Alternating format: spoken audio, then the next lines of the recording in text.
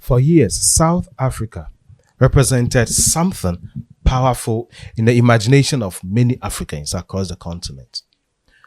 To thousands of Ghanaians, it was more than just another African country. It symbolizes opportunity, survival, economic hope, and the possibility of building a better future away from the hardship back home. Many cross borders believing that somewhere beyond Ghana's struggling economy existed a place where hard work could finally translate into stability. Some arrived searching for employment. Others came chasing business opportunities. Some simply wanted a fresh start. And over time, entire lives were built there. Families settled. Children were born. Dreams were reconstructed on foreign soil.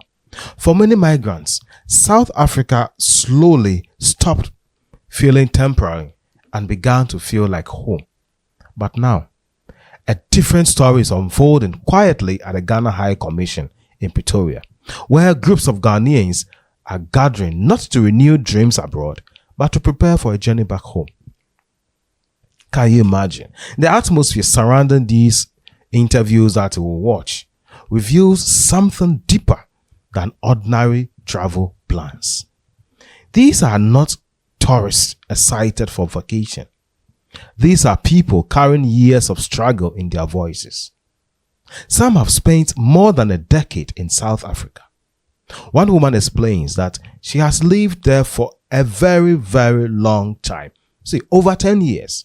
And yet, despite all those years abroad, she has finally decided to return to Ghana.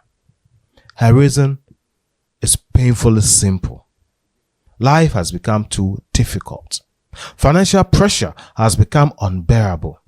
Educational expenses are crushing families. Children are at risk of dropping out of school because parents can no longer keep up with the fees. You see, the frustration in her voice is not dramatic or theatrical. Instead, it sounds like exhaustion. The kind of emotional fatigue that develops when survival itself becomes a daily battle.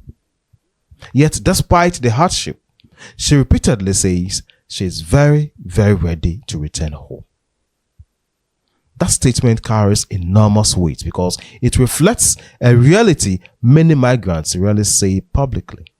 Sometimes living abroad is not about failure, but about realizing that the struggle no longer feels worth it. Migration is often romanticized across Africa. Social media presents the image of people abroad as individuals who have escaped hardship and found success. Families back home see photos, videos, nice clothes, and occasionally financial support, but they rarely witness the loneliness, fear, pressure, and instability that many migrants quietly endure. The interviews at the High Commission expose that hidden side of migration. One young man speaks openly about xenophobia attacks and explained that he was physically attacked twice in South Africa. He describes how groups stopped foreigners at night, questioned them in local languages, and then if you are unable to respond, they take advantage of you.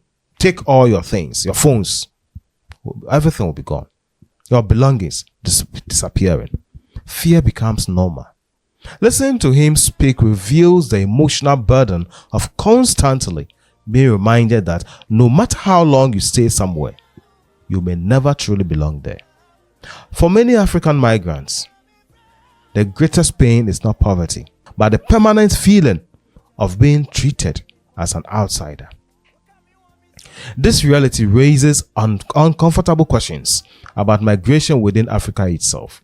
You see, Africans often speak proudly about Pan-African unity and continental brotherhood, yet xenophobia continues to affect migrants in several countries across the continent.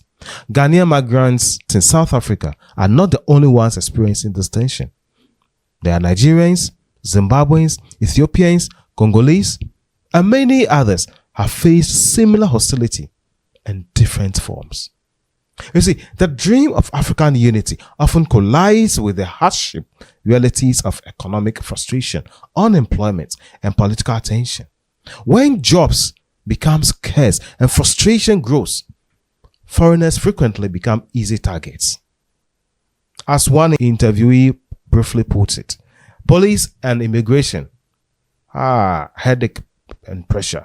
Those few words summarize years of anxiety, fear of arrest, documentation issues, discrimination, and the emotional exhaustion of constantly living under scrutiny. Yet perhaps the most emotional part of the entire story comes not from the adults, but from the children. One young girl says she does not want to leave South Africa because she has never experienced Ghana before. That single sentence captures the complicated identity crisis many second-generation African migrant children face. To adults, Ghana is home. It is memory, family, language, and culture. But to children born or raised abroad, home is wherever they grew up. South Africa is familiar to her. Her friends are there. Her social life is there. Her identity has been shaped there. Ghana, despite being her country of origin, feels foreign to her. It feels foreign to her imagination. In many ways, she represents an entirely new African generation. Children growing up between identities connected more by social media and modern culture than by traditional national belonging. Interestingly, this same young girl explains that she's already famous on TikTok, with some of her dance videos reaching over 1 million views. The small moment reveals something profound about modern African youth culture. Today's generation experiences identity differently from previous generations. Fame, social media influence, and online communities can feel more real than national identity. To her, South Africa is not just a country. It is the place where her social identity was formed. She associates it with opportunity, visibility, and personal expression. Yet, even within that modern identity, traces of Ghana still exist inside her. She says she hopes to meet Ghanaian music stars like Shatta Wale and Stonebwoy one day. That detail may seem small, but it reflects how cultural connection survives even across borders. Even children who have never lived in Ghana still carry fragments of Ghanaian identity through music, entertainment, language, and family influence. At the same time, other children interviewed expressed excitement about finally seeing Ghana for the first time. You see, they speak enthusiastically about meeting grandparents, cousins, and relatives they have only heard stories about. Unlike the adults weighed down by years of hardship, these children view the move with curiosity and hope. For them, Ghana is not associated with economic disappointment, but with discovery and belonging. This contrast between the adults and children is deeply important. For adults, migration is usually driven by economic necessity. It is about survival, sacrifice, and opportunity. But for children, migration becomes something far more personal: identity formation.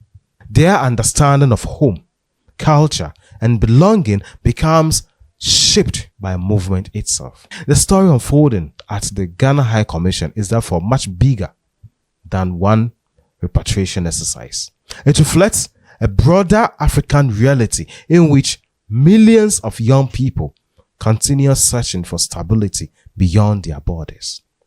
Across the continent, migration has become almost a rite of passage for many young Africans.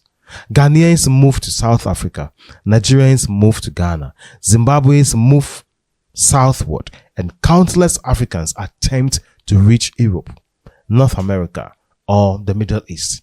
Everyone is searching for something: jobs, security, dignity, opportunity, or simply a chance to breathe without constant financial pressure. Beneath all these movements lies a painful truth. Many Africans do not leave because they hate their countries. They leave because they feel cornered by hopelessness. This is why the return of these migrants carries such emotional significance. Returning home is not always easy. It often involves confronting feelings of disappointment, uncertainty, and fear about starting over again. Yet, despite all of that, many interviewees still speak positively about Ghana, not because Ghana is perfect, but because home still carries emotional meaning. Home represents language, familiarity, identity, and belonging in ways that foreign countries often cannot replace. Human beings do not only seek economic survival, they also seek dignity, recognition, safety, and emotional connection. People want to feel that they belong somewhere without constantly proving their right to exist there. What makes these interviews so powerful is that they expose the human side of migration. Governments may discuss immigration policies, repatriation programs, or border control measures, but behind every number is a personal story. Behind every suitcase is a family carrying memories, disappointments, hopes, and unanswered questions. Some are returning home after years of struggle. Some are leaving behind the only life they have ever known. Some are excited. Some are heartbroken. Some are uncertain whether they are making the right decision. But all of them are confronting one of the deepest human questions possible. Where do I truly belong? Ultimately, this story forces Africa to confront larger questions about development and the future of the continent. Why do so many Africans continue feeling forced to leave home in search of basic opportunities? Why do so many young people believe dignity can only be found somewhere else? And perhaps, most importantly, what will it take to build African societies where citizens no longer feel trapped between economic survival and emotional belonging? True development is not simply about tall buildings, political speeches, or GDP statistics. Real development is when citizens can build meaningful lives in their own countries without feeling compelled to run elsewhere for survival.